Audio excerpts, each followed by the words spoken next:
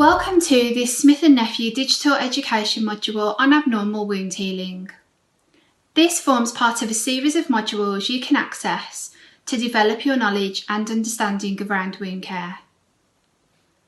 Today we will be discussing abnormal wound healing.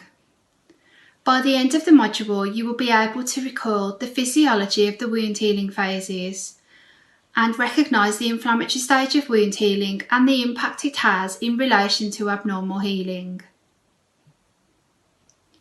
You can see on this slide the stages and timescales for a wound to go on to achieve complete healing.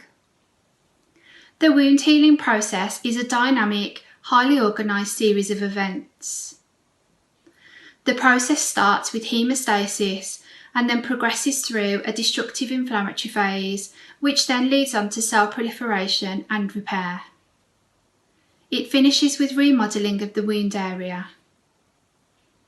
The normal process can be interrupted at any stage and is vulnerable to a variety of intrinsic and extrinsic inhibitory factors. The majority of wounds do go on to heal normally, but in some wounds healing is abnormal and prolonged. Wound healing involves the interaction of matrix components, different cell types, and biochemical factors, including proteases and protease inhibitors, cytokines, and growth factors. This image takes you through each stage of the inflammatory process. It is here where wounds get stuck due to abnormal wound healing. Firstly, bacteria and other pathogens enter the wound.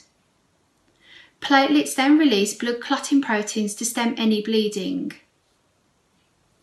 Mast cells secrete factors which controls vasodilation and vasoconstriction, and as a result blood plasma and other cells increase.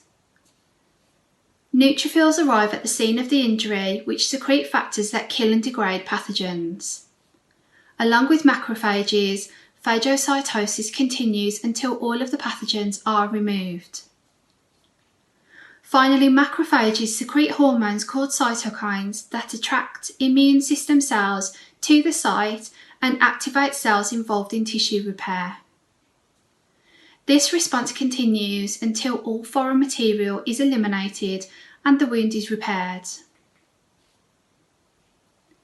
In the instance where a wound is not progressing along the normal healing trajectory, wounds can become stuck in the inflammatory phase.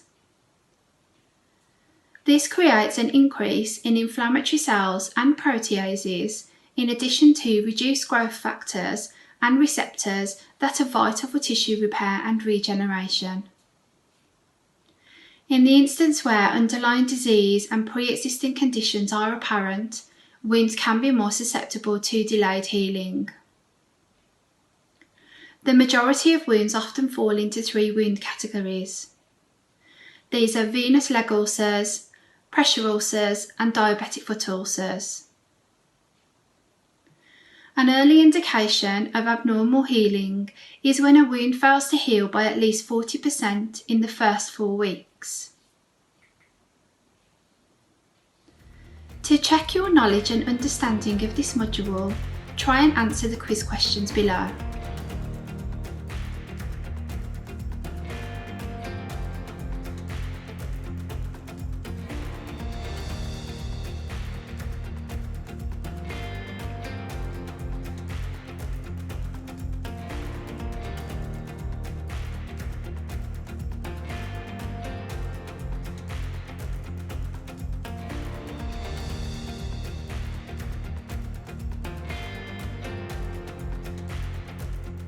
Du har nu gennemført dette Smith+Nephews Wound Club Online modul.